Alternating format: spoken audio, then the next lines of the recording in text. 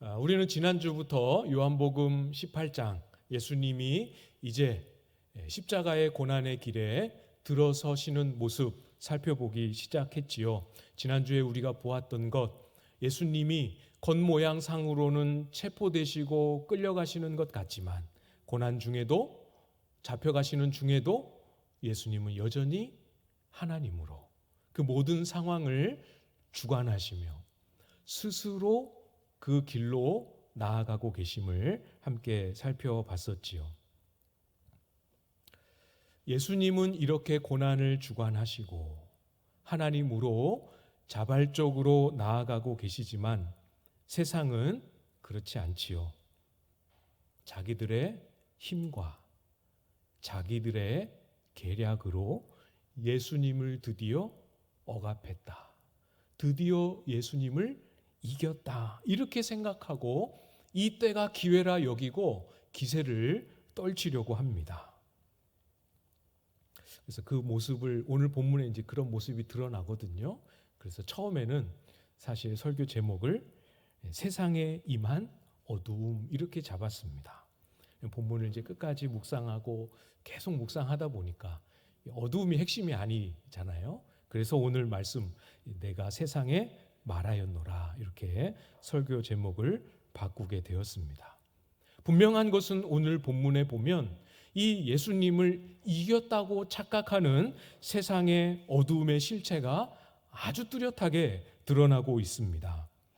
진리 그 자체이신 예수님의 말씀을 정면으로 저항하고 거부하는 모습으로 드러나고 있어요. 지난주 본문의 맨 마지막에 예수님은 베드로에게 칼을 칼집에 꽂으라 이렇게 말씀하셨습니다. 칼로 안 된다 이렇게 말씀하신 거잖아요.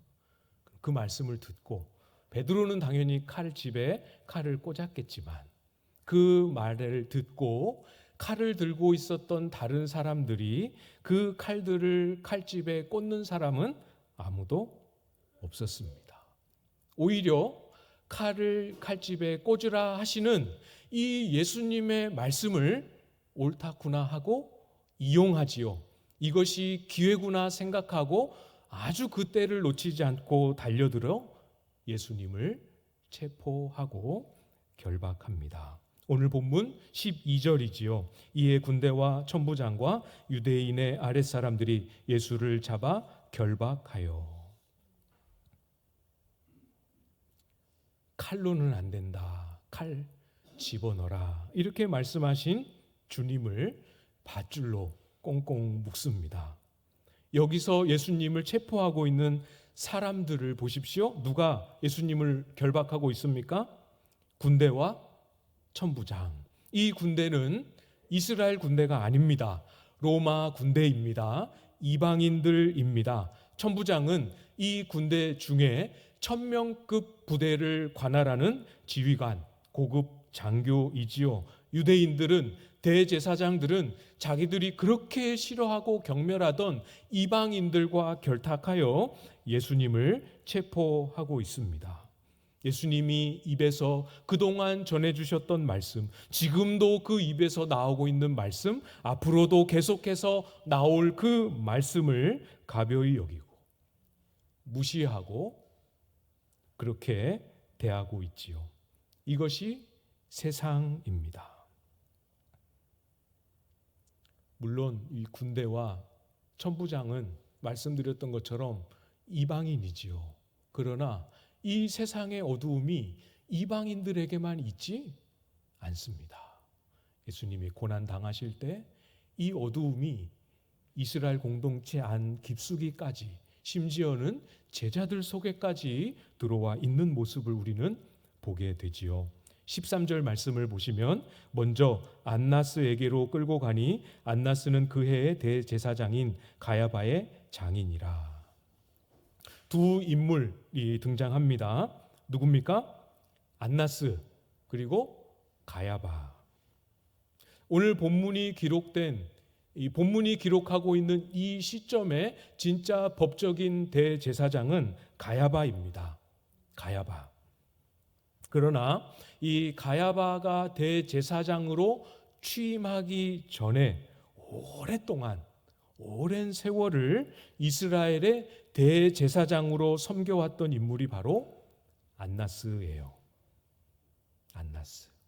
안나스는 현직에서 물러나 있고 지금은 그의 사위인 가야바가 대제사장으로 있었습니다. 그렇지만 워낙 오랫동안 있었고 그렇기 때문에 여전히 이스라엘 백성들은 안나스가 가지고 있는 대제사장으로서의 권위와 그 신뢰를 여전히 유지하고 따르고 있었어요. 그래서 안나스에게로 예수님을 데려간 것입니다. 그러나 중요한 사실은 이들이 누가 대제사장이든 어쨌건 이 사람들이 대제사장으로 부름받아 이스라엘을 섬기는 지도자들이었다라는 사실입니다. 구약 성경에 말하는 그 대제사장 맞습니다. 이들에게는 메시아에 대한 약속이 있는 사람들입니다. 메시아를 기다리던 사람들입니다. 메시아가 오시면 하나님의 뜻을 이룰 거라 생각하고 기도하던 사람들이었습니다. 그 메시아에 대한 소망이 율법에 하나님의 말씀에 있기 때문에 이들은 누구보다도 율법에 대하여 하나님의 말씀에 대하여 전문가요, 믿는 자요, 순종하는 자라고 자부하는, 아니 자타가 공인하는 그런 사람들이었습니다. 그러나 여러분, 이스라엘 공동체의 영적 지도자들인 이 대제사장들에게까지 어두움이 들어와 있습니다. 우리가 요한복음을 보면서도 여러 번 확인했었지요. 성경이 말씀하고 있는, 구약이 예언하고 있는 메시아는 이미 오셨습니다. 누굽니까? 예수 그리스도이시지요. 그런데 구약을 믿는다는, 하나님의 말씀을 지키고 하나님의 말씀대로 산다고 하는 유대인들, 이 대제사장들의 실제 삶은 어떻습니까? 성경이 예언하고 말씀하시는 예수 그리스도를 배척하고 시기하고 미워합니다. 그런 유대인들을 향하여 예수님도 일찍이 말씀하셨지요. 요한복음 5장에서 말씀하셨습니다. 38절 39절을 제가 읽어드리겠습니다. 잘 들어보십시오. 그 말씀이 너희 속에 거하지 아니하니 이는 그가 보내신 이를 믿지 아니함이라.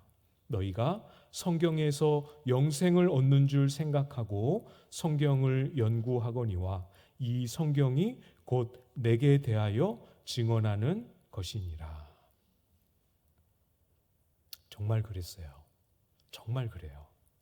말로는 정말 성경을 사랑한다, 성경대로 살고 성경을 귀하게 여기며 성경에 순종한다, 헌신된 사람들이다, 이렇게 주장합니다. 그러나 정작 실상은 성경이 말씀하시는 예수 그리스도에 대해서는 대적합니다. 그것을 방금 제가 읽어드린 요한복음 5장 38절에서 예수님은 뭐라고 말씀하셨느냐? 그 말씀이 너희 속에 거하지 아니하니. 머리에는 있었습니다. 얼마나 많이 암송했게요. 생각 속에는 있었습니다. 입술 속에는 있었습니다. 그러나 그들의 마음에는 하나님의 말씀이 없었어요. 말씀이 그 속에 자리하지 못했습니다. 여러분 14절, 오늘 본문 14절을 눈으로 한번 보십시오. 이 14절에 말씀하고 있는 것처럼 예수님을 일컬어서 한 사람이 죽어야 온 민족이 유익하다 하는 이런 발상을 예수님을 향하여 가질 수 있고 예수님을 향하여 이런 말을 할 수 있다는 것은 진짜로 구약 성경의 그 모든 말씀이 그 사람의 마음속에, 대제사장의 마음속에 1.1획도 거하지 않고 있어야만 가능한 말이지요. 말씀이 그 속에 거하지 않았습니다. 여러분, 기독교가 다른 수많은 종교들과 가지는 뚜렷한 차이점, 구별점 많은 것들이 있지만 그중에 정말 중요한 것 중에 하나가 바로 이겁니다. 다른 모든 종교는 스스로의 노력으로 신을 찾아 나아가야 합니다. 선을 행하든 수련을 하든 돌을 닦든 오랜 시간 수행의 끝에 신을 찾아 나가고 스스로 깨달아야 합니다. 오직 기독교만이 스스로 알 수 없기에 하나님이 먼저 찾아오셨습니다. 사람이 그 지각으로, 그 노력으로, 그 공로로, 그 의로 하나님을 알 수도, 하나님을 만날 수도 없기 때문에 하나님이 먼저 찾아오셨습니다. 우리가 알 수 있도록 하나님이 먼저 찾아오시고 하나님을 우리에게 보여주셨지요. 그것을 계시라고 한다라는 것 제가 앞서 한번 말씀드린 적이 있지요. 계시, 하나님을 우리에게 알려주시는 첫 번째가 바로 무엇입니까? 성경이지요. 사람이 하나님을 알도록 우리에게 자신을 알려주신 계시, 또 다른 계시가 또 무엇입니까? 하나님의 아들이 직접 사람이 되어 이 땅에 오셨습니다. 잘 기억하십시오. 그래서 우리는 성경을 통해서 하나님을 알지요. 예수 그리스도를 통해서 하나님을 알게 하셨습니다. 기독교 신앙은 그래서 계시의 신앙입니다. 성경은 우리에게 들으면 유익한 명언집이 아닙니다. 하나님이 저와 여러분에게 하나님을 알도록 자신을 나타내신 계시입니다. 그렇기 때문에 기독교 신앙은 우리에게 주신 하나님을 나타내시는 이 계시인 성경을 어떻게 다루느냐, 이 성경 앞에 어떤 마음으로 서느냐, 이거에 따라 그 모든 것이 결정된다. 이렇게 볼 수 있을 만큼이지요.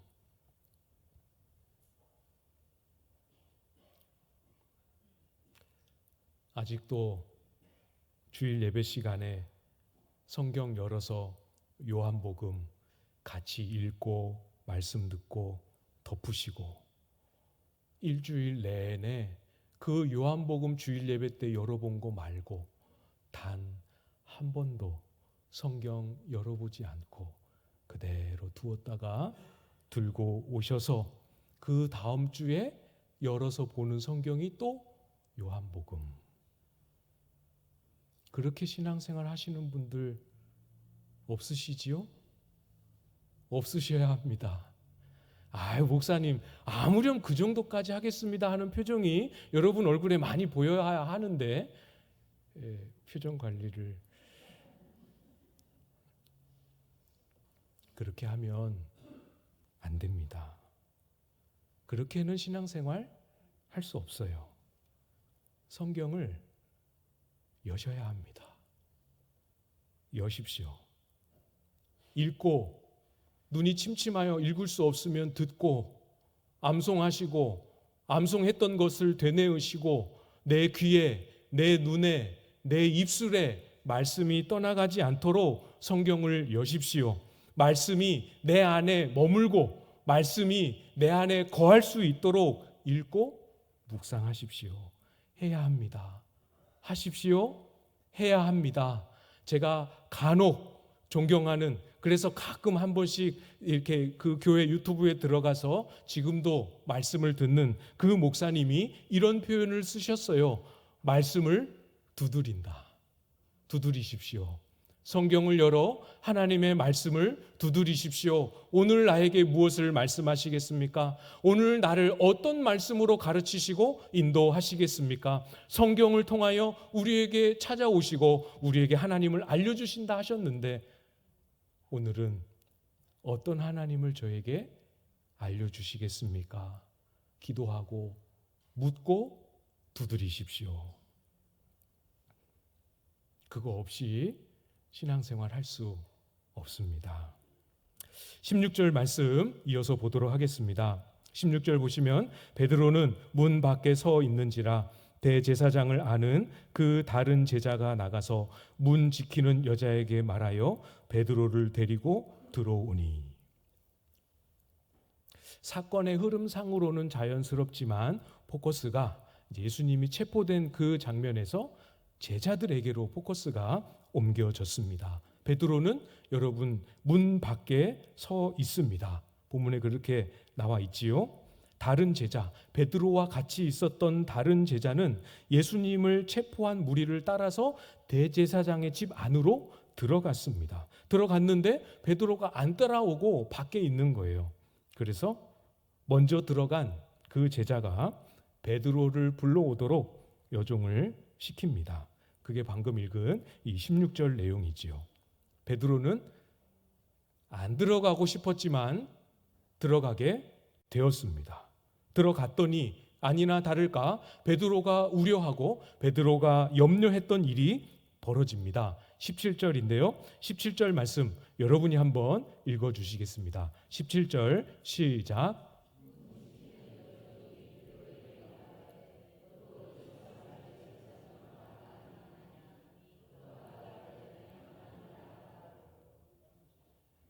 뭘 염려했겠습니까? 베드로가 누가 날 알아보면 어떡하나.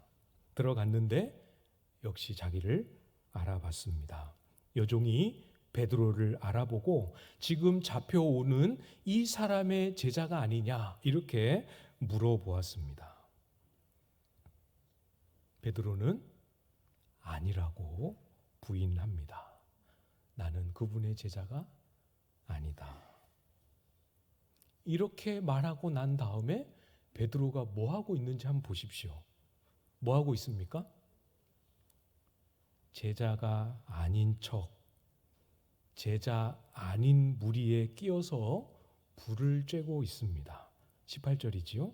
그때가 추운 고로 종과 아랫사람들이 불을 피우고 서서 쬐니 베드로도 함께 서서 쬐더라.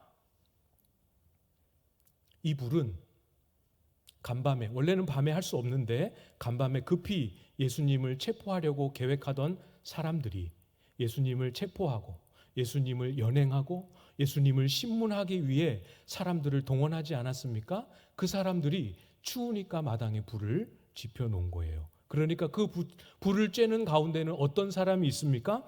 예수님을 체포하고 끌고 오고 신문하는데 동원되었던 본문의 표현대로 종과 아랫사람들이 모여있던 곳입니다. 여기에는 제자들이 없습니다. 여기에는 예수님을 따르던 사람들이 없습니다. 여기에 숨어 있으면 괜찮겠지 싶었던 모양이지요. 그러나 여러분 아시지 않습니까? 숨는다고 숨겨지지 않지요. 여러분 피한다고 피할 수 있는 게 아닙니다. 주님이 이미 말씀하셨습니다. 네가 닭 울기 전에 3번 나를 부인할 것이다. 피한다고, 감춘다고, 아닌 척한다고 돌아갈 수 없습니다. 예수님은 세상을 향하여서도 세상이 이러이러하다 말씀하셨습니다. 전부 말씀하셨습니다. 제자들에게도 내가 곧 갈 거니 이러이러할 것이다. 필요한 것을 전부 말씀해 주셨습니다. 저와 여러분에게도 이 땅을 살아가는 동안 우리에게 필요한 모든 것을 전부 말씀하셨습니다. 말씀해 주셨는데도 불구하고 당황하고 좌절하고 넘어지고 다시 일어서지 못하는 것, 이미 우리에게 주신 주님의 말씀이 우리에게도 이 대제사장들과 똑같이 그 말씀이 내 안에 거하지 않기 때문이지요. 여러분, 우리의 인생을 한번 돌아보십시오. 얼마나 많은 순간에 답을 알 수 없는, 정답을 알 수 없는 그 인생의 고비, 그렇다고 안 살 수도 없고 답을 알지 못한 채로 꾸역꾸역 살 수밖에 없는 인생의 고비들을 얼마나 많이 넘어오셨습니까? 정말 그렇지 않습니까? 지나고 나면 그때 그 삶이 이런 의미가 있었구나. 지나고 나면 그때 이렇게 했어야 하는 게 맞겠구나. 지나고 나면 알지만 항상 경험하는 것, 그 안에 들어가 있을 때 한참 그 고비를 지나고 있을 때에는 안 보이지요. 의미도 안 보이고 답도 안 보이고 길도 안 보입니다. 정직하게 말하면 우리의 인생이 원래 그렇습니다. 우리는 답을 모르고 사는 것이 맞습니다. 받아들이실 수 있겠어요? 우리의 인생의 경험에 몇 가지를 놓고 이렇게 살아야 해, 이게 답이야, 이게 길이야 하는 것은 여러분 정답이 아닙니다. 내가 그 정답을 살 만큼 살았기 때문에 안다라고 생각하는 것 착각입니다. 사랑하는 여러분, 주 안에 사랑하는 성도 여러분, 성도가 하나님의 부름을 따라 이 땅을 제대로 살아갈 수 있는 유일한 길은 내 정답 아닙니다. 그것은 정답이 아닙니다. 예수님께서 세상을 향하여 이미 말씀하신 것, 그것을 내 속에 두고 따라가는 것, 그것이 우리가 가야 할 길입니다. 굳이 정답이라고 표현하자면 주님이 성경에서 우리에게 말씀하여 주신 그것이 저와 여러분의 인생의 정답이지요. 20절, 21절에 말씀하셨습니다. 우리 같이 읽어보도록 하겠습니다. 20절, 21절입니다. 시작. 예수께서 대답하시되 내가 드러내놓고 세상에 말하였노라. 모든 유대인들이 모이는 회당과 성전에서 항상 가르쳤고 은밀하게는 아무것도 말하지 아니하였거늘 어찌하여 내게 묻느냐? 내가 무슨 말을 하였는지 들은 자들에게 물어보라. 그들이 내가 하던 말을 아느니라. 그렇습니다. 예수님은 드러내놓고 밝히 말씀해 주셨습니다. 이미 말씀하셨습니다. 그 말씀을 들은 사람들이 얼마나 많이 있습니까? 들은 사람들이 있고 그 내용을 기억하고 들은 대로 옮길 수 있는 사람들이 주변에 많이 있었습니다. 세상에 임한 어두움은 우리가 드디어 예수 그리스도를 잡았다라고 자랑하는 세상에 임하고 있는 그 어두움은 예수님이 드러내어 하신 그 말씀을 거부하고 무시합니다. 못 들은 척합니다. 예수님이 하신 그 말씀이 오늘날 우리 현대 사회에는 적절하지 않다라고 믿게 만듭니다.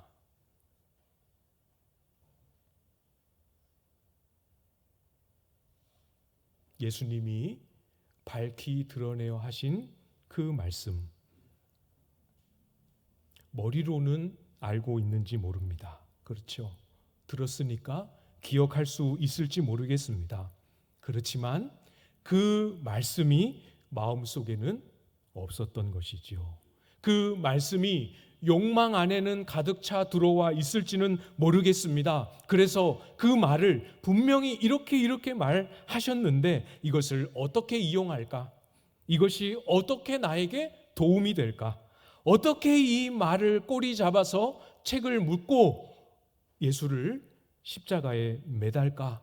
이렇게 궁리하고 있을지언정 그 말씀을 마음에 두지 않았습니다. 이것이 세상에 임한 어두움의 실체이지요. 다시 베드로의 상황으로 돌아와서 생각해 보겠습니다.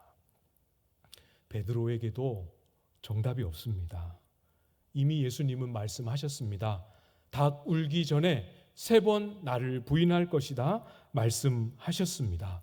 예수님은 아셨습니다. 어떤 방법을 써도 베드로가 이 위기와 이 유혹을 피하지 못할 것을 아셨습니다. 한번 잘 생각해 보십시오. 정말 베드로가 예수님을 부인하는 이 유혹을 피할 길이 없었다면 예수님께서 베드로에게 네가 3번 나를 부인할 거야 라고 미리 알려주시는 이 말씀이 무슨 소용이 있습니까? 아무 소용이 없는 것 같아 보이지 않습니까? 베드로는 어차피 예수님을 부인할 운명이 정해져 있으니까 예수님이 말씀을 미리 해주시나 안 해주시나 그 말씀을 마음에 두고 있으나 한 귀로 듣고 한 귀로 흘리나 베드로에게 일어날 일은 똑같다 이렇게 말하고 싶지 않으십니까? 아닙니다. 우리 주님이 그런 분이 아니지요. 여러분, 예수님께서 베드로에게 해주셨던 그 말씀을 다시 우리가 확인을 해봐야겠습니다. 시간이 좀 걸리더라도 누가복음 22장을 한번 펴주시기 바랍니다.